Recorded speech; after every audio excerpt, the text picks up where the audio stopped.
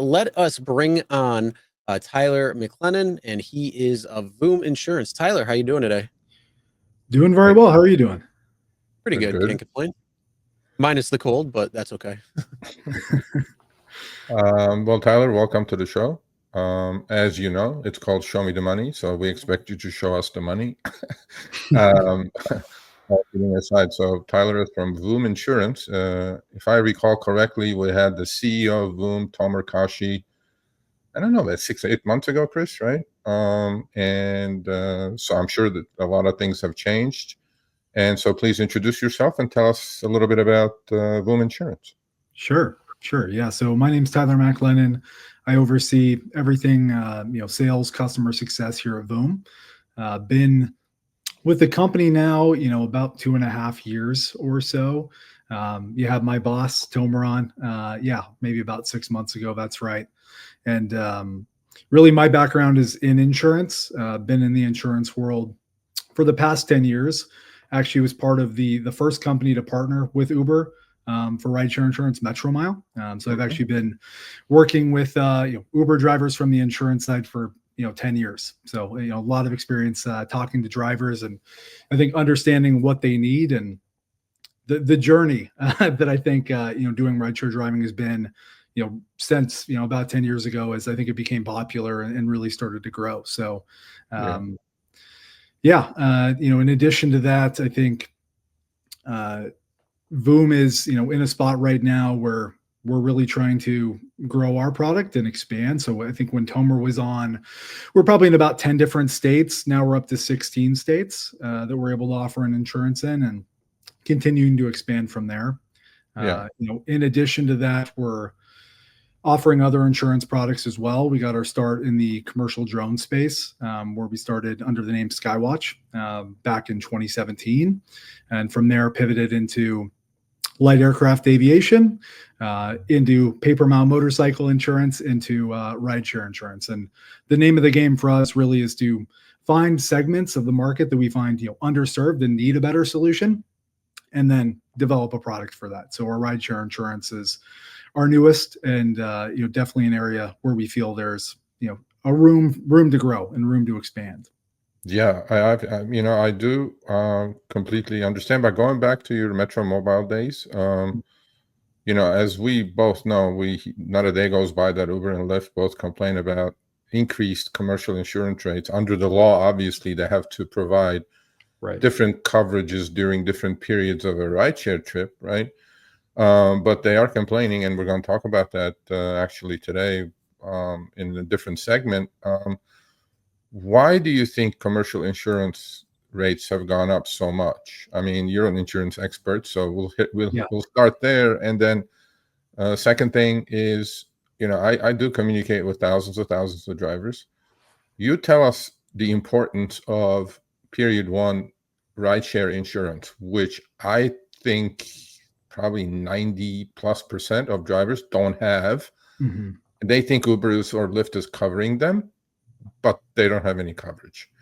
That's period one, when they have the app on and driving around or parked somewhere, right? So let's talk about those two subjects. Why do you think commercial insurance rates over the last specifically 3-4 years have gone through the roof, according to the TNCs, not me, according to them?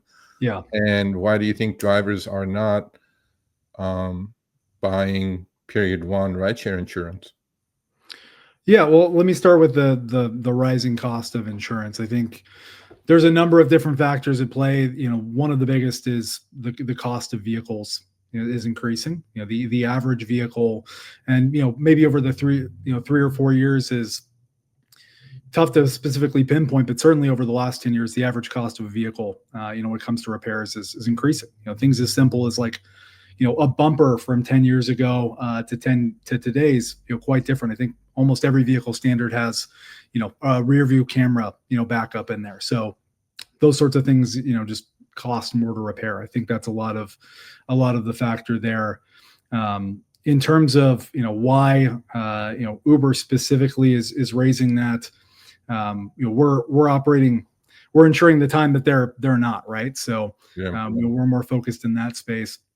In terms of, period one driving and why drivers don't have it. I think it comes down to education and understanding, what they need. The amount of people that I speak to every day and have spoken to, for the past 10 years about insurance, they don't understand insurance. I think the average person, kind of learns as little about insurance in their life as they can.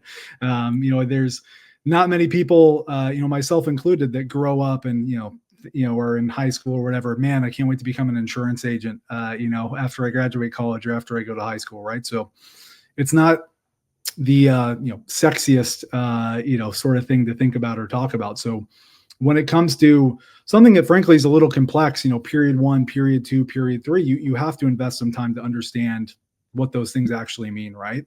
And in addition to that, there's just not the most information out there, unless you seek it.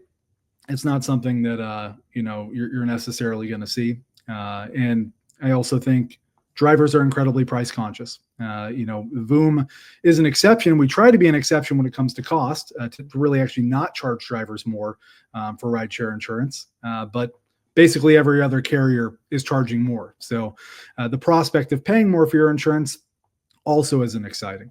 So maybe just to quickly touch on, what Voom's doing a little bit differently is we've really tried to take into consideration the fact that Uber, and Lyft are providing coverage while you're on your way to get a passenger or while you have one inside the vehicle, and then factor that into what you pay for insurance with us. So, Voom's exposure, and by exposure, I mean, like, what is our risk to pay a claim, while you're doing rideshare driving is relatively limited. And, many rideshare drivers are not driving extensively out of the time, they're on their way to get a passenger or they have one in the car. So that's allowing us to offer, a more competitive rate overall, and also provide coverage during period 1 and period 0. So any personal driving as well. Yeah, no, I agree with you. And education is key, obviously, to everything, right? And we try to do our best here to do so, because, when the other thing is, I find fault with the TNCs that they are not educating the drivers either. Yeah. Because if somebody, from Uber or Lyft came forward and said, oh, by the way, during period 1, we don't cover you, I don't think many people will drive, but specifically the part-timers, right? If you're a soccer mom and you have a house and you're driving, something happens for 3-4 hours a week and you have no coverage, which a lot of people do figure out when they get into a fender bender or whatever they get into during period 1. They go like, oh, Uber should cover me. I'm like, no, Uber's not going to cover you. Lyft is not going to, DoorDash is not going to cover you. None of them are going to cover you. So I think it's information is key, and we should really, collaborate and do our best to get this out there, because it is relatively low cost compared to their own regular car insurance that they have to maintain to stay on the platforms. So, and it will save you a lot of headaches. A couple other questions for you. As far as, Voom is concerned, you said you're expanding. I think when Tomer was on, you said you were in 10 states. Yeah. Now you're in 16. That's right. Can you just give us an overview of that, and as well as what's ahead? Like, how's the expansion going? Yeah, so, I don't want to kind of bore you with the granularity of it, but, for any insurance provider to expand to more states, there's a lot of legwork that goes on behind it. For those that don't know, insurance is heavily regulated, controlled by different departments of insurance in each individual state. And when a new insurance provider wants to come in, they have to, basically submit for approval to do that. And that can be, relatively extensive, both in the amount of time and investment it takes for the company to do it, but just actual time for them to review it as well. So, in an ideal world, we'd be in 50 states, out the gate, but these things, do take time for us to be able to actually grow to. So we're in 16 states today. I think maybe the ones that we weren't in previously, Ohio, Missouri, Louisiana, Mississippi, Alabama. I think those are the ones that we've more recently added. But we're also in, Nevada, Arizona, Colorado, Texas, Georgia. We also, are working on continuing to grow. I don't have, an exact timeline on how many more we'll add. We've been, now live for a little bit over a year.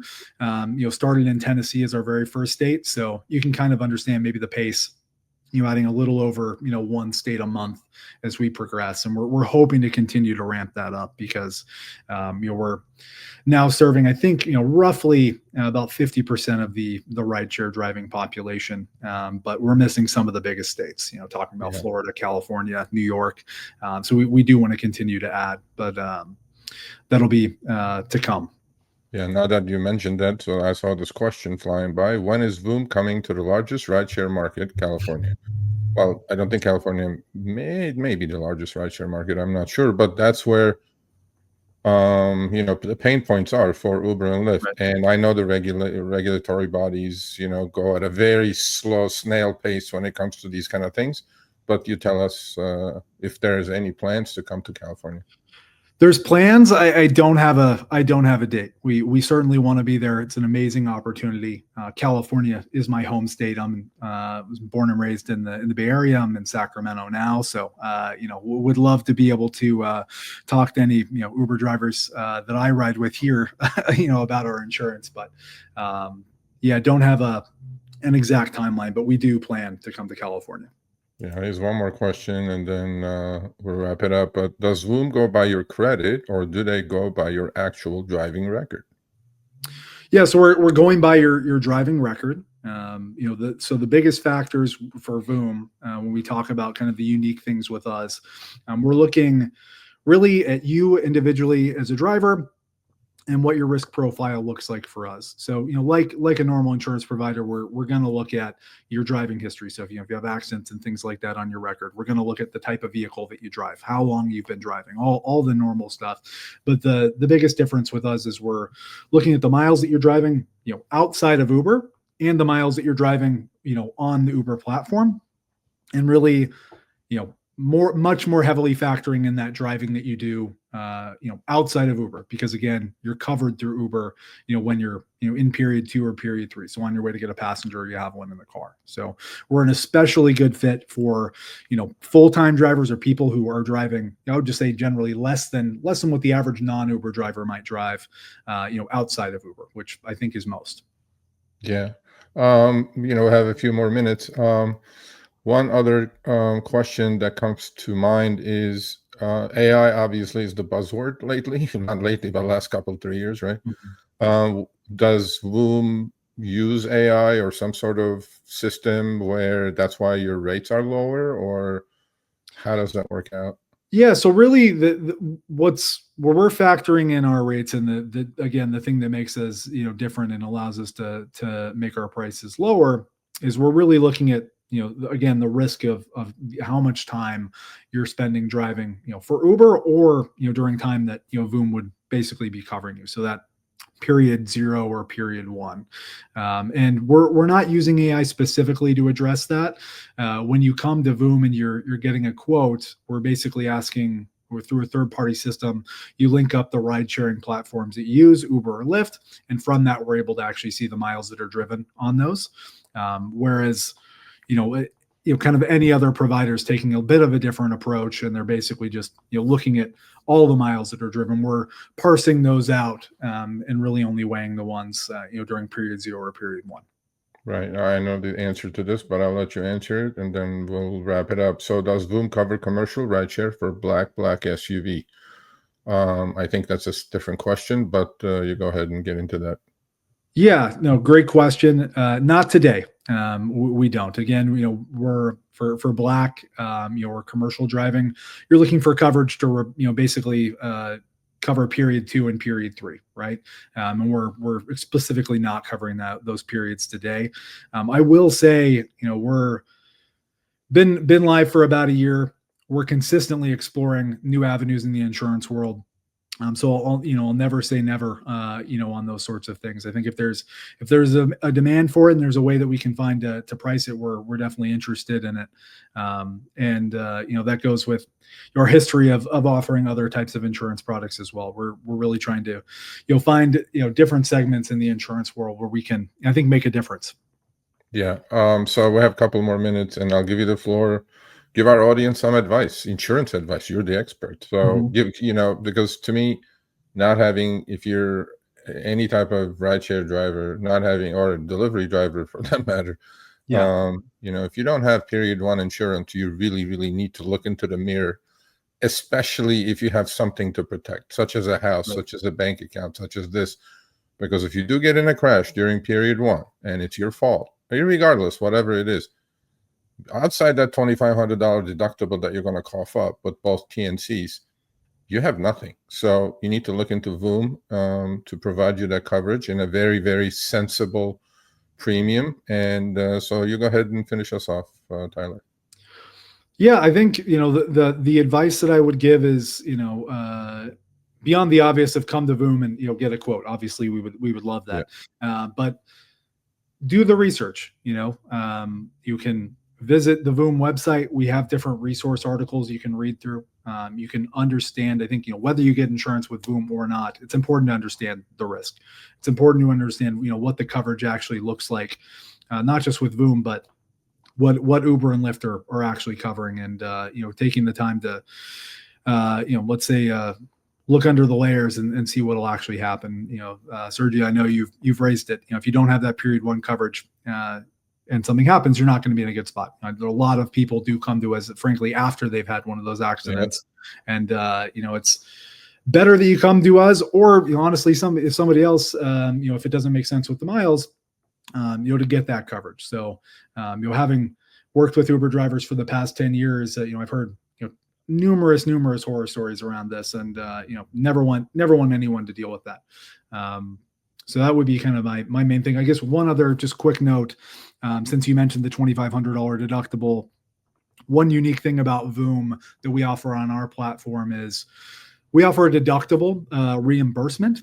So if you have, you know, an accident during, you know, period 2, period 3, and you have to pay that $2,500 deductible to Uber or Lyft, we offer a coverage to reimburse you for that amount. You know, I think for just about everyone I know nowadays, even, you know, $2,500 is a lot of money. So to have a way to cover that difference is important. So something else also that we do, you know, to try and help drivers too. Yeah, absolutely. So Voom's information is in the show notes. Please just, you know, go get a free quote. I mean, it's a must. For me, it's a must. If you're driving 2 hours or 22 hours or 200 hours a week or whatever it is you're doing between two apps, it's a must that you need to have P1 coverage, because especially if you're driving drunk hours, things happen, man. So thank you, Tyler. Much appreciated. And, you know, we'll have you back in another probably hopefully 6 months, or Tomer or whoever is willing to come over. And we'll have another update. And we appreciate you showing up. Yeah, thank you so much for having me on. Really enjoyed it. All right, thanks for watching. That short little clip was from our live stream, Show Me the Money Club, with Sergio and myself, Tuesdays, 6 p.m. Eastern, 3 p.m. Pacific. Make sure you subscribe, turn on all notifications so you get notified when we go live, as well as all of our awesome content. Make sure to check out this video right here, which will take you to the entire live stream, or check out this video right there. All right, drive smart, everyone.